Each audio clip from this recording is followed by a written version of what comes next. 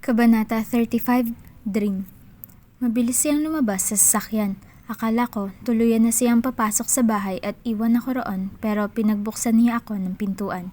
Slowly, I glanced at him to see if he's melted, but he's as hard as a rock. He looks very critical. Patuloy na umiigting ang kanyang panga at supladong hinubad ang ilang buton sa kanyang damit nang tumalikod sa akin at naglakad na. Sumunod ako sa kanya, hindi nadala sa sulyap ko. Dumiretso siya sa pangalawang palapag at formal na binati ang sumalubong na ilang kasambahay. Pero nagpatuloy siya, halata ang masamang timpla. Sinundan ko siya ng tingin bago ngumiti sa mga sumalubong. I tried to calm myself by talking to them a bit. But my head is just very occupied by my extreme pissed husband. Ano po ba ang hapunan na gusto niyo, ma'am? At sa taas pa rin po ba dadalhin? Hindi na po, sa hapag na lang. Namili ako na magiging hapunan pero sa huli hindi rin makatagal dahil masyado talagang okupado kay Hades. Nagpaalam ako nga akyat na at nang pumasok sa kwarto, naririnig ko na ang shower. Nagbuntong hininga ako at pumasok na sa walk-in closet. Panay ang sulyap ko sa bathroom. Hindi ko alam kung bakit gustong-gusto kong pasukin iyon dahil hindi na ako makapaghintay na kausapin siya pero hindi ko ginawa. Nagbihis lang ako at nagpatuyo ng basang buhok galing sa pagsuswimming. Naupo ako sa aming kama habang nagsusuklay ng mahabang buhok. Dapat ay isang sedang pantulog ang isusuot ko pero dahil inutos kong sa baba kami kakain, nagsuot ako ng isang sheer white long-sleeved dress sleepwear. As I watch my look on the mirror, somehow it reminds me of weird scenes from movies. I look like a sacrifice. Probably a virgin human sacrifice for a weird ritual. I have no choice though. Hindi ko gustong bumaba ng nakaseda. Kailangan kong bumili ng marami pang roba. Tapos nang maligo si Hades, lumabas siya sa walk-in closet at nakitang nakashort na siya. He's topless but he's holding a white shirt. Nasulyapan niya ako at nagulat ako na hindi pa rin nagbabago ang itsura niya. Galit pa rin siya. Galit ka ba? Asking the obvious, Felicia. Hindi siya sumagot. Mommy assured me that Finn didn't know a thing about me. He grew up abroad so he isn't acquainted with my issues, kaya nagtiwala na lang din ako. Hindi pa rin siya sumagot. Tumikim ako. I'm sorry. We won't accept visitors next time for my safety. His jaw clenched. Kitang-kita ko iyon habang inaayos niya ang kanyang buhok sa salamin. Hindi pa rin siya nagre-react sa dami ng sinabi ko. Tumayo ako at unti-unting lumapit sa kanya. Here it is, the sacrificial lamb slowly ascending to the altar, offering itself. Huminto siya sa ginagawa at sumulyap sa akin. That pissed look on his face made my heart flutter. Ganoon na ba ako kabaliw sa kanya para ultimo pagkakairita niya'y ikakahimatay ko pa? He lowered his dark gaze at me, like a lord examining the flawlessness and purity of the sacrifice in front of him. Hade, what are you mad about? Please tell me. Halos may pagsusumamo na sa banayad na boses ko. His jaw clenched again. His piercing cold eyes bore on me and it didn't change a bit.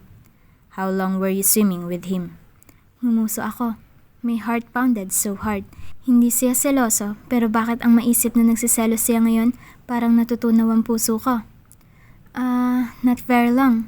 Well, I prolonged my thoughts so I could enjoy the fascinating chilling anger on his face. His eyes narrowed and he gritted his teeth harshly. It is infuriating. His temper is tested and all I think about is how mesmerizing it is. Humakbang siya kaya hindi na ako lumapit pa. Tumingala lang ako lalo sa kanya. 1 hour? 2? He gave me choices. Not really. Kalalangoy ko lang nang dumating ka. And before that, what did you do? He said it like my answer didn't matter. Talked a bit. He's an engineer so he offered to help me out if I need it. His head tilted. His brow was raised in a sarcastic and menacing way. At kung kanina galit na siya, ngayon parang sasabog na siya. And I'm not? Malamig niyang sinabi. Kinagat ko ang labi ko. Gustong itago ang pilit na sumusugat ng ngiti. I thought he'd walk out of me. Masyado na siyang galit para kausapin pa ako pero nanatili siya sa harap ko. Namumula na sa iritasyon. Which one do you like better then? Your friend back in Biliran or your newfound friend in the pool? Friend back in Biliran? Si Tunying? Why, I can imagine Tunying versus Vin Salgado in some video game. Sasabog na yata ang tainga ko kung hindi ko palalabasin ang tawa ko. Kaya naman sa gitna nitong kritikal na tanong niya at halatang iritado at seryosong muka, nagawa ko pang humalakhak. Agad ko nga lang natinakpan ang bibig ko para pigilan iyon. He got pissed more because of that. Kinain ng kanyang hakbang ang kaunting distansya namin. Kung hindi ako umatras, ay baka natumba na ako sa sahig dahil sa paghahakbang niya. What's funny? His hoarse and angry voice sent shivers down my spine. Matindi ang kalabog ng puso ko. I can't decide if I'm nervous out of fear or I'm excited. Matapang ko siyang tinitigan. His eyes is the most beautiful thing in this world. Tumingkayad ako at hinawakan ang kanyang dibdib para matulungan akong maabot ang kanyang labi. I kissed him. I felt him stiffen. Akala ko ibabaling niya sa ibang banda ang mukha niya para umilig sa halik ko pero nanatili iyon doon. It was like he's so mad at me but still a damn helpless slave to my kisses. I kissed him softly. His hard-rocked jaw clenched and I know he is mad but he still can't afford to lose my kiss. I licked my lips and tilted my head. Are you mad at me? I whispered. Yes, he hissed. Gustong-gustong sumilay ang ngiti sa aking labi pero pinigilan ko iyon. I tried to kiss him again, this time softer. He swallowed hard. Ramdam na ramdam ko ang paghihirap niya sa ginagawa ko. Ang mga mata niya ay namumungay na pero pilit na pinapanatili ang galit. I pouted at him. Nagtiimbagang naman siya. Para bang laging naapektuhan sa lahat ng ginagawa ko. Wala sa dalawa ang gusto ko. Marahan kong sambit. His eyes narrowed. Isang sandali pang umawang ang labi niya bago siya nagsalita. Sino ang gusto mo? Napapaos niyang tanong. Tumingkayad ulit ako at pilit na inabot ang kanyang labi para sa isang halik. Paanong hindi niya alam kung sino ang gusto ko? I kissed him thoroughly this time. Still, he stayed still like a hard unyielding rock. Answer my damn question, he said in a chilly voice after my kiss. Ikaw. No trace of shock was on his face. Natili siyang iritadong nakatitig sa akin na para bang hindi niya ako narinig. Tumingkayad ulit ako para abutin ulit ang kanyang labi. I kissed him very softly but he didn't respond. Still mad at me? His lips pursed and his eyes lowered on my body. The way the darkness played on his eyes made my knees wobble. I can only imagine the thoughts that's running on his head right now. Did you have fun swimming with that bastard on that pool? He asked bitterly. Galit pa rin talaga siya. Umiling ako. I'd had fun if it was you. His mouth twisted. His eyes remained on my body. Saan ka pa niya hinawakan? Aniya, sabay haplos sa braso kong hinawakan nga ni Finn kanina. Kinagat ko ang labi ko. Warmth flowed in my body down to my stomach at his sensual touch. Hinuli niya ako habang lumalangoy. Sa binti. I said in all honesty. Mapanganib pa rin ang mga mata niya at patuloy ang tiimbagang. Where else? He whispered as he slowly untied the ribbon of my dress. That's all. His fiery eyes watched every untied ribbon as it showed my skin. Pinapanood ko naman ang sabik niyang titig sa akin. Hindi ko matagalan iyon. Never have I seen him display desire this powerful. I can't help but blush and be more conscious. Galit ka pa rin ba? Tanong ko, nagbabaka sakaling wala na. Oo, mataman niyang sinabi. Dadapa na ba ako? His eyes drifted on me in an alarming speed. Pakiramdam ko, may mali akong nasabi. One harsh pull on my dress and it fell on my feet. His lips immediately found mine. Isang alsa at nakuha niya ako sa kinatatayuan ko at hiniga sa kama. His tongue demanded entrance on my mouth and I couldn't deny it. His hand cupped my breast and all I think about is his manly scent. Ang mainit niyang katawan ay nakadagan sa akin.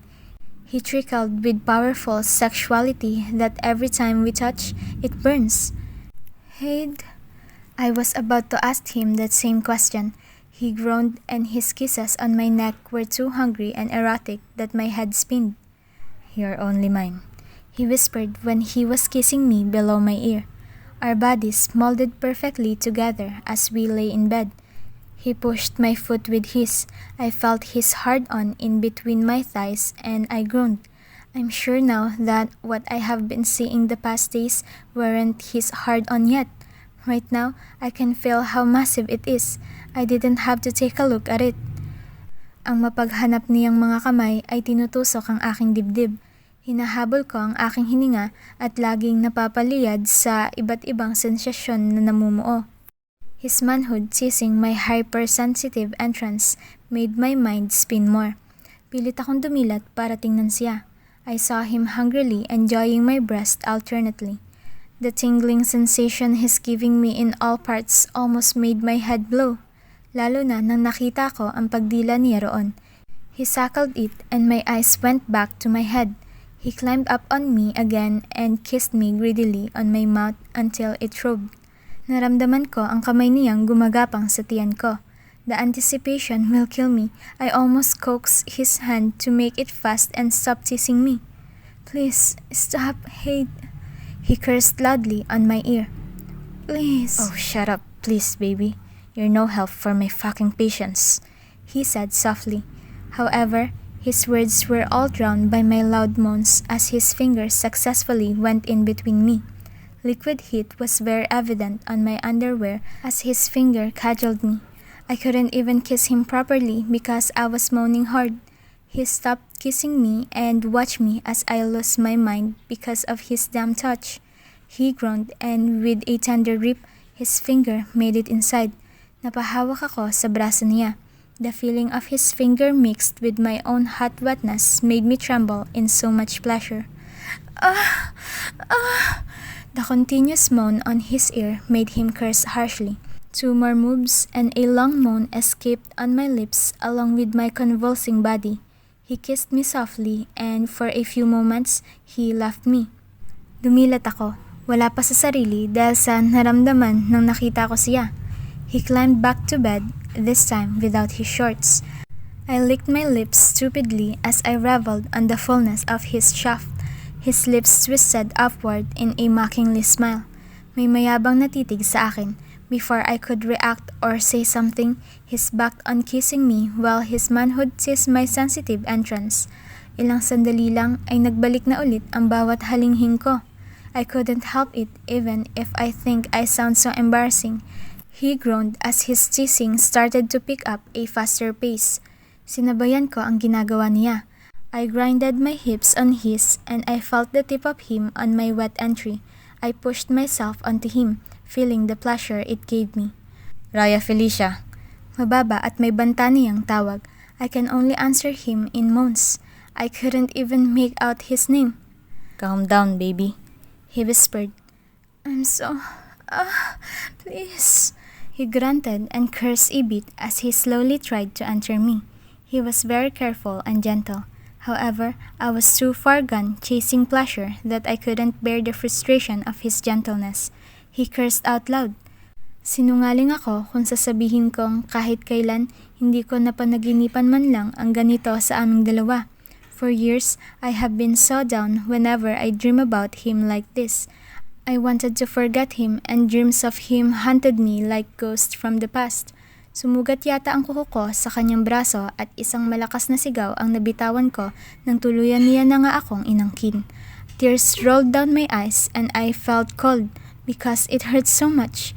I never thought that the pleasure I felt could immediately disappear in mere seconds after his entrance. That's why we'll take it slow, huh? He whispered huskily. Kinagat ko ang labi ko at unti-unting tumango. He pushed very slowly and all I think about is the pain. Ilang sandali pa bago niya inulit iyon at mas lalo lang akong napapikit ng mariin. Rivulets of sweat trickled on my forehead. He kissed my lips as his hand now explored my chest. He parted my lips and thrusted his tongue inside as his thumb molded my peak. My skin blazed with heat and desire is suddenly on my doorstep. Hindi ko na namalayan ang muling paghalinghing ko dahil sa kanyang ginagawa. I almost didn't notice that he moved inside a bit of me too because I'm too busy with the pleasure he's giving me. Quickly, I picked up the pace and found pleasure between the pain on his thrust. My eyes drifted below, and each thrust I saw how wet I was against his proud member. The midnight darkness on his eyes made me feel his controlled patience. I realized then that he's hungry and his pace is testing his thinning patience. Lustful thoughts crowd my mind as I watch him try so hard to be gentle, even when it looked as if he had been in a desert for so long, and I am his oasis. He lowered his mouth on me, and the way he kissed me obviously gave him away. My heart punched out a frantic beat as I started meeting his thrust halfway. He stopped kissing me and grunted. He noticed what I'm doing. Hinawakan niya ang balakang ko. My moans started to intensify when the lost pleasure from pain is now knocking and taking over my senses. I hugged him tight as my body slowly tensed. I said that in waves. He groaned and pushed me in a place as he rode me hard and with cold-hearted precision. The pleasure intensified as I watched him very pleasured as well. I felt so turned on that my body trembled and my inside pulsated. Warm honey filled me as his whole body tensed and he moaned his own pleasure from me. He collapsed on me and kissed my cheek. Hinahabol niya ang hininga niya at marahan na ang bawat galaw sa akin. Galit ka pa? I whispered playfully. He groaned and kissed my lips. Shut up. I chuckled weakly. Handa pa akong dumapa. I said, you shut your mouth, Felicia. Ang tagal kong sabik sa'yo, kaya huwag mo akong susubukan. Pagod akong ngumiti at pumikit na lang, nagtago sa kanyang balikat. Ang utak ko na lang ang maraming iniisip, pero ang katawan ko ay halos wala ng lakas. Damn you, Feli, how weak.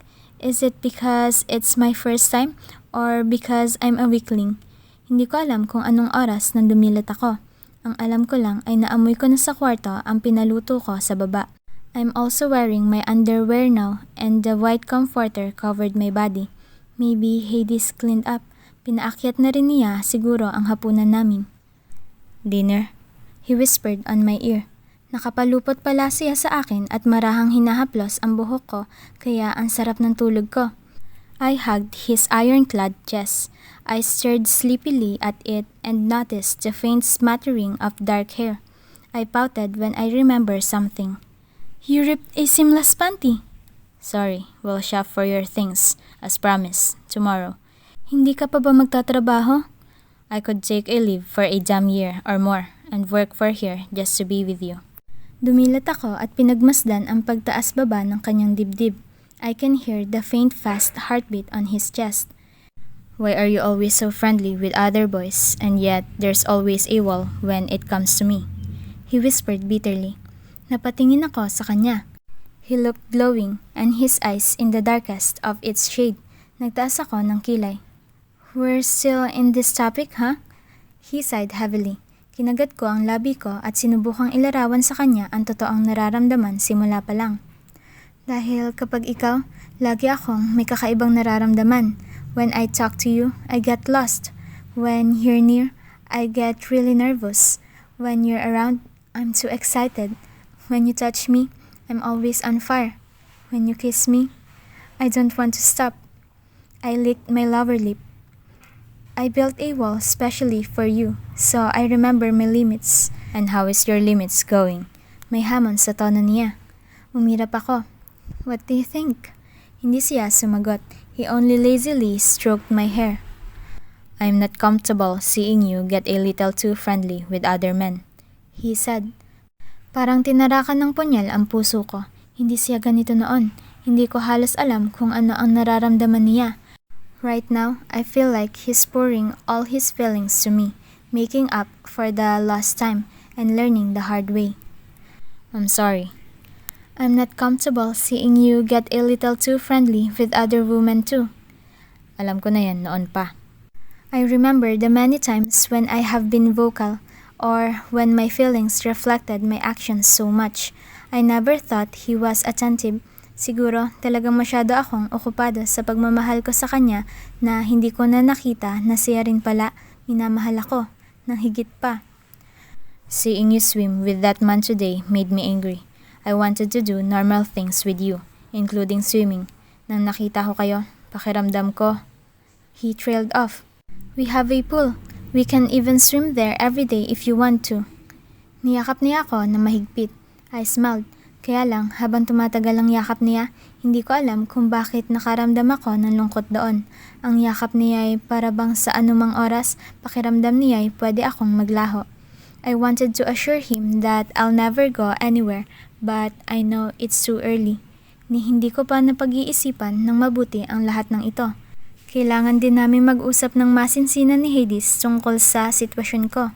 I wanted to be with him until he grows tired of me. I am slowly assuring myself that it's okay, that I will be here while I am of use to him.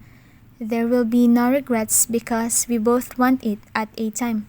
Sa oras na matanto niyang wala nga akong kwenta, hindi ako mag-aalinlangang iwan siya para sa kapakanan niya. But while he's happy with me, I'll let myself be happy with him. While he loves me, I'll let myself love him. We have carefully planned out a day tour in our house the next morning. Pagkatapos namin kumain sa hapag ng agahan, inisa-isa na rin namin ang bawat bahagi sa bahay. I told him what I want for some of the corners and he takes note of it.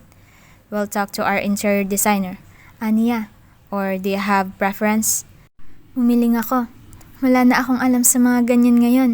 I'm sure you have someone under your wing. I can trust your staff so they can do it. Napuntahan namin ang movie room ng bahay. It was perfect for us. I immediately liked it. May music room din at library doon. May guest rooms at sa basement naman ang gym, kasama ang mga room ng ilang kasambahay. On Saturdays and Sundays, they will have their rest days. Paliwanag ni Hades tungkol sa mga kasambahay. Tumango ako at naisip na mabuti na rin iyon dahil may ensayo ko na ang pagluluto habang wala sila. I can always practice and make them teach me, but the real thing is when I will try to cook without someone supervising. Iyon din yata ang dahilan kung bakit siya ang nagluto ng agahan namin kanina at wala pa akong nakitang kasambahay kahit saan. A moan escaped from my mouth as my knees wobbled like crazy. Para akong nauupos na kandila rito at kailangan ko pang humawak sa dingding para lang huwag akong tuluyang bumagsak. Pinili naming manood ng movie sa movie room dahil medyo malamig para maligo sa pool. Now, we're not even halfway on the movie when those easy touches lead us to whatever we are doing here. Hades! I called him, horrified as I watched him on his knees. My panties are on my heels as he's busy licking my folds. What are you? Sabik na sabik at sarap na niya akong hinahalikan doon. I've known these things, but never in my wildest dreams did I ever imagine him doing it on me. And while fucking standing as a movie is going on our screen. Oh no! Halos itulak ko siya. The image of him licking my folds and enjoying every bit of it like it's delicious made me shiver and embarrassed. Napaungol ako at napatingala nang muli niyang hinalikan ako roon. I couldn't think beyond this aching desire, and with him doing that, it's like pushing my desires to its limits. He drove his tongue into me and I couldn't help but hold on to his hair for strength. He chuckled. He licked me until I squirmed with so much pleasure. His large and muscular body looked so hot below me. Nakadagdag lang iyon sa nararamdaman ko ngayon. The strange pleasure and sensation I'm feeling is too strong. I couldn't entirely hold it together. Muli ko siyang muntik nang itulak at ayawan nang naramdaman ko ang bawat pangangatal. I cried out my moan as he suckled on it like it was what he's waiting for. Shit! I cursed harshly and covered my face. Hiyang-hiya ako sa ginawa namin at sobrang init ng pisngi ko. He pulled my hand out of my face and kissed my neck hungrily. What did you do? I said, almost hysterical. He chuckled. Kissed you down there and made you come. Diretsahan niyang sinabi. Pumikit ako na mariin. Hindi ko alam kung saan pa hugot ng lakas ng loob gayong nakakahiya iyon. Nanghihina na ako dahil sa nararamdaman. Kung hindi niya ako inalsay, tuluyan na nga akong natunaw sa sahig. Yumakap ako ng mahigpit sa kanyang batok. The mirror on the adjacent wall gave me a good view on his perfectly round buttocks. Kinagat ko ang labi ko. Masterfully kissing my neck down my breast, he sparked my utmost desire to life and I'm like a slave to him. He was so hard that I'm afraid I won't be able to take him again. However, my desire was to the roof and my moans were too loud. I ached for him so bad that I'd make him forcefully push himself on me just so I'd feel him. Haid! He tried to get out of the movie room and ran to our room, but all we could manage was to stay still near the door. Nakatayo siya habang ako na may karga niya. He entered me. The sting of pain made me cry out, but I was too wet and too aroused to care for it. I want to pleasure him so bad. Lalo na dahil nakikita ko siya sa salamin. He looked so manly and muscular while I looked so frail and small as he held me effortlessly. Kung saan-saan na kami dinala ng mga halikang laging nauuwi sa ibang bagay, I just couldn't help it, especially when it's obvious that he's holding back like a fragile glass that would break anytime he let it all out. Monday, and I'm so sore. I couldn't help it whenever I see him still so turned on after making love twice. Kahit halos wala na akong lakas sa kalagitnaan kapag nadadala na sa mga ginagawa niya para akong nawawala sa sarili. Ang sabi mo magsha-shopping tayo, nasaan na yun? I asked. He laughed heartily and kissed me. Sorry, I'm so busy with you, I forgot. Naiinis na ako sobra ha? Hindi ako nagsusuot nitong weekend dahil kami lang naman ang nasa bahay. Ngayong Lunes na ng gabi, roon ko pa lang naalala na inaya niya nga pala akong mag-shopping pero dahil abala kami sa ibang bagay, wala na. Lalabas ako ng walang bra, sige. He glared darkly at me and twisted his lips. Try it and you'll see what I can really do. My eyes widened. I'm suddenly attentive. Kinagat ni Hades ang kanyang labi nang natantong hindi ako natatakot sa banta niya. Magbihis ka ng damit, magsha-shopping tayo ngayon. I pouted and slowly I realized, shopping? It's 8 in the evening, close na ang malls mamaya. He glanced at me and smirked. Just get ready now. Sinundan ko siya ng tingin at nakitang kinuha ang cellphone at may tinawagan na. I groaned and dragged myself to the walk-in closet. Saan naman kami magsha-shopping? Kahit mga tiyangge, close na ngayon. I almost forgot that I married probably the top tycoon of the country. Tahimik kaming naglakad papasok sa loob ng isang mall alas 10 ng gabi kung kailan dapat sarado na ito. It was exclusively opened for him just so we could shop. Kinunot ko ang noo ko habang tinitingnan si Hades. Hindi ako makapaniwala na ginawa niya ito. We are rich but never did I open a closed mall just so I could shop. It's better this way. I'm uncomfortable to see you shop with people around. This will ensure your safety. Paliwanag niya. And he's very intelligent. Lahat yata may paliwanag para sa kanya. We shopped with some bodyguards a few meters away from us. Pakiramdam ko, hindi na matatapos pa ang masasayang araw ko. I've never been this happy. Never been this content. To hold his hand tonight while shopping like how normal couples do it? Well, except for the fact that we're alone here. For me, this life is already perfect. Wala na akong hihingin pa. This one, he said as he showed me a brassiere. Kinuha ko iyon sa kamay niya at tiningnan ang size. Nagulat ako at tamang-tama ang kinuha niya. Paano mo nalaman? He smirked and his eyes drifted on my chest. He pulled me close to him and hugged me from the back. His hand silently slid on my blouse and he cupped my breast. Uminit ang pisngi ko. Hades, malambing kong sinabi at pilit na tinatanggal ang kamay niya. Tinatanong mo ako kung paano ko nalaman. Kinagat ko ang labi ko at agad sumiklab ang kakaibang nararamdaman dahil lang sa hawak niya. Tinanggal niya ang kamay niya at niyakap ako ng mahigpit galing sa likod para akong lalagnatin dahil sa ginawa niya. He then kissed my cheek and chuckled on my ears. I can't get enough of you. O siguro, akala ko lang talaga iyon. Akala ko, perpekto na ang buhay ko. Akala ko, kontento na ako. Kontento na kami. Pinanood ko si Hades habang nasa laptop niya. Nasa library kami ngayon at doon siya nag-oopisina. It's one of those Saturday mornings when we're alone in the house. I woke up a bit gloomy today and that was because of a weird dream. On my dream, I saw Hades very happy because we have a baby. I was happy on that dream too. Ni hindi ko naisip ang kalagayan ko. In that world, it seems like my condition isn't existing. I woke up happy, but slowly, it dawned on me that it can't happen in real life. Inisip ko kanina na kailangan ko na talaga magtrabaho o di kaya'y mag-aral. Hindi rin naman pwedeng lagi na lang dito sa bahay magtatrabaho si Hades. He's absent in all of his meetings. Si Aries o di kaya'y ang papa nila ang nagre-represent sa kanila. This can't go on forever as I don't want to be stuck here too, especially if accompanied with these thoughts. Tumigil siya sa laptop at napatingin sa akin. Kanina ko pa siya tinitingnan galing sa akin na tatayuan kong bookshelf at siguro'y napansin niya iyon. His brow furrowed and in a heartbeat, tumayo siya at lumapit sa akin. Inayos ko ang librong kinuha at ibinalik sa shelf. He hugged me from the back and inhaled the scent on my neck. Sorry, did I disturb you? You can't disturb me. I'm doing you here. Work is our distraction. Umirap ako at hinarap siya. Ilang sandali ko siyang tiningnan bago tuluyang tumikhim. He tried to kiss me but one look in my eyes, he immediately behaved himself. What's on your mind? He asked weirdly. Maybe I should start to be involved with my mom's companies and go to school? Ilang sandali bago siya tumango. Alam kong hindi niya gusto ang ideya ko, pero ayaw niya rin naman akong ikulong dito.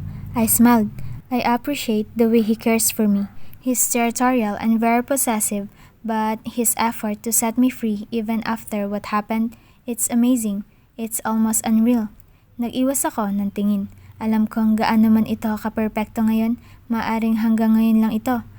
Alam ko ang kakulangan ko bilang babae. Alam kong hindi ko pwedeng paikutin ang mundo ko sa kanya. I have to work on myself too somehow. If in time we're separated, I will get hurt, but I want to stand on my own. Okay, you'll do that, he said. I've got a question. What is it? He said and slanted his head for a kiss on my lips. I closed my eyes. Ninamnam ko ang marahan niyang halik at nang dumilat ay pinakawalan ko na ang tanong. Anong nangyari sa pangarap mong magkaanak ng marami? His expression didn't change. Hindi man lang siya nagulat o naasiwa sa tanong na iyon. I expected him to at least be taken aback. Malungkot akong yumuko. I know you only say you don't want it anymore because you love me, and I couldn't do it. In time, you will want to have children, lalo na dahil gusto mo ng marami. That's enough. He cut me off. Ngumuso ako at hindi na dinugtungan ang sinabi. Inangat niya ang baba ko, pilit na pinapaangat ang tingin ko. Unti-unti kong sinunod ang gusto niya pero medyo naluluha na ang mga mata. He looked at me intensely. His eyes looked so sure and so ruthless. When I lost you, I wanted to trade my life just for a moment with you again. You really think I'll miss an opportunity of a lifetime with you just because of that? Napakurap-kurap ako. Unti-unting tumulo ang mga luha ko dahil alam ko na kahit anong sabihin niya, pansamantala lang akong sasaya. You've become my dream. All the other things pale in comparison to this. Inangat niya ang labi ko at marahang hinalikan. Pumikit ako ng mariin at muling dinamdam ang kanyang halik. Please stop thinking about this. I am more than happy with a life with you. You're more than enough for me. I hope I'm enough for you too.